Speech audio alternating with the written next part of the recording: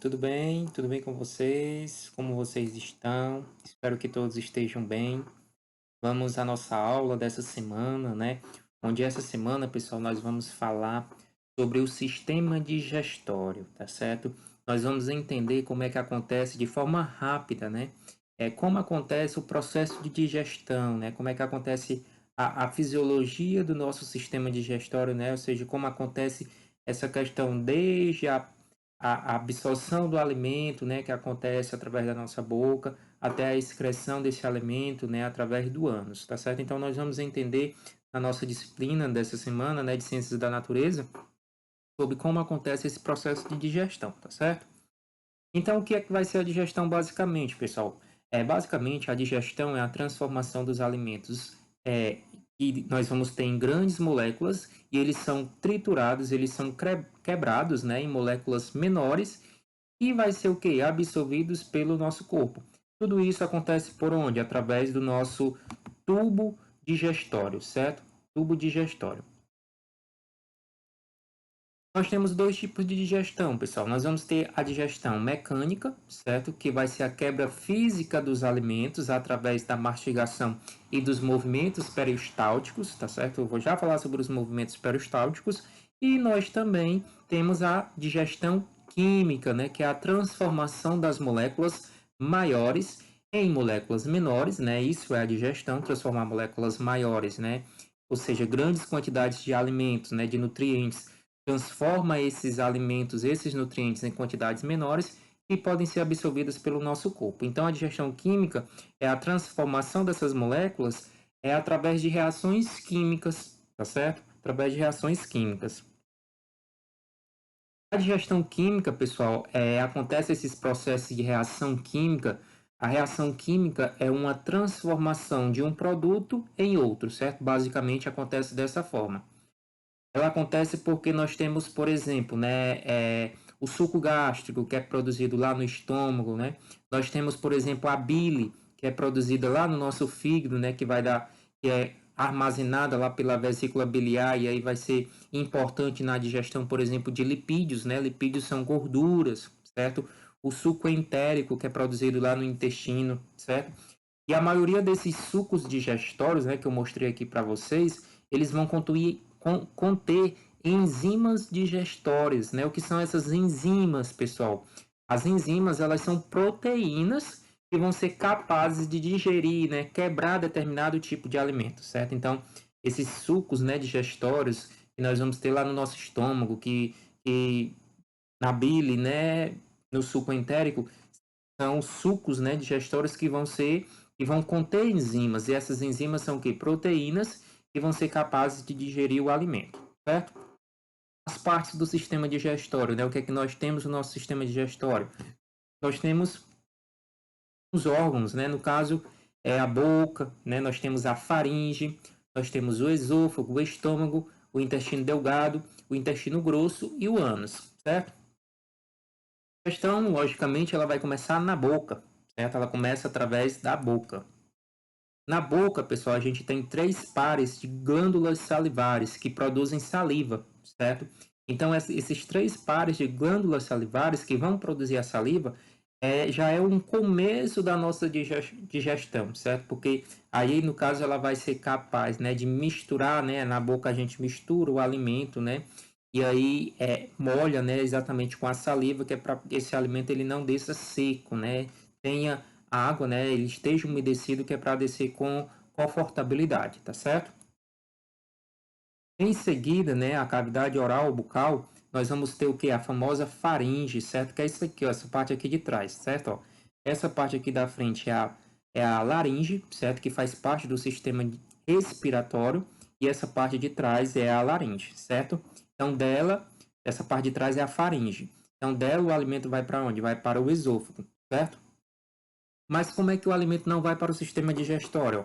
Porque vejam bem, ó, a imagem, né, para o alimento descer e vir, né, ocasionalmente ele poderia ir para o sistema respiratório, né?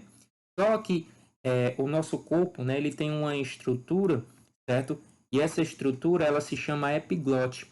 É como se fosse um tampão e ela tampa aqui, ó, por exemplo, Nessa segunda imagem aqui, ó, ela tampa a passagem para o sistema respiratório, certo? Exatamente para que o alimento ele não venha, não desça para o sistema respiratório. É graças a esse tampão que a gente chama de epiglote, certo? E aí o alimento, né, ele passa da faringe e vai para o esôfago. E aí esse alimento ele vai sendo empurrado em um movimento chamado o quê? Movimento peristáltico, certo? Peristáltico é o nome desse movimento que vai empurrando o alimento, certo? É um movimento que ele é incontrolável, nós não conseguimos controlar, certo? É por isso que tem até experimentos, por exemplo, se uma pessoa comer de cabeça para baixo, certo? Aquele alimento ainda é capaz de chegar até o estômago da pessoa, por conta exatamente dos movimentos peristálticos. É o peristaltismo, certo? E aí, quando chega lá no nosso estômago, né? O nosso estômago que é um órgão muscular, que vai ligar o esôfago até o intestino delgado, certo? E a principal função dele é a digestão de alimentos proteicos, certo? Então, as proteínas, a maior parte das proteínas, elas vão ser digeridas lá no nosso estômago, certo? E aí vejam que dado interessante, ó, o estômago ele pode guardar quase 1,5 litro de comida, certo? E as células, né, que existem na parede interior do estômago, elas vão produzir o quê? O famoso suco gástrico, né, bem ácido, que vai fazer acidificar aquele alimento, né? E se for, por exemplo, proteínas, já vai fazer ali a digestão e as proteínas já podem ser absorvidas, né, pelo nosso corpo. Então, o estômago ele vai se comunicar com o intestino delgado, né? Depois do estômago, a gente tem o intestino delgado, através de um orifício chamado piloro. Tá aqui, ó, bem aqui, esse encontro aqui entre o estômago e o intestino delgado, a gente tem um orifício chamado piloro. E aí, a maior parte da digestão, pessoal, ela acontece lá no intestino delgado, tá certo? Ele vai ser formado por três partes, né? O duodeno, o jejunum e o ilho, certo? E também a gente tem glândulas anexas, que são conectadas ao intestino delgado. Quem são essas glândulas? É exatamente o fígado, certo? Que é a maior glândula do corpo humano, e o pâncreas, certo? O fígado, pessoal, ele vai produzir a famosa bile, que vai ser armazenada lá na vesícula biliar. Para que é que serve a bile, né? Para que é que serve essa vesícula biliar? Para armazenar a bile. E a bile, pessoal, ela ajuda na digestão dos lipídios, das gorduras, certo?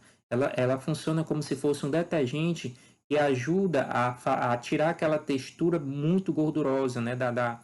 Dos lipídios, né? Da gordura, certo? Então, ela age através dessa forma, tá bom?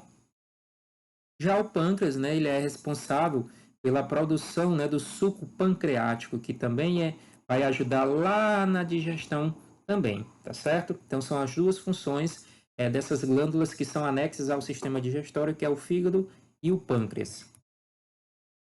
E aqui, né, as células do intestino delgado vão produzir o suco intestinal ou o suco entérico, certo? Então o alimento ele é capaz de ficar, pessoal, dentro do intestino delgado cerca de 3 horas, tá certo? E aí, durante essas 3 horas, o alimento ele vai passar por movimentos, né? Movimentos intestinais, que vão fazer exatamente essa mistura, né? Do suco pancreático, da bile, né? O suco intestinal produzido pelo próprio intestino delgado, certo? E a deslocação do alimento, né? Ao longo daquele órgão, certo? O intestino delgado, pessoal, ele é enorme, certo? Ele tem metros de comprimento. Se você pegasse assim o intestino delgado e abrisse ele assim, a gente conseguiria ver metros, né, de comprimento dele, certo? Olha aqui, ó, mede cerca de 1,5 metros a 2 metros, certo?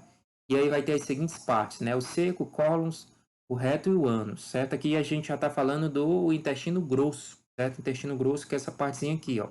O intestino delgado, né? Essa parte aqui, que ela é bem grande, né?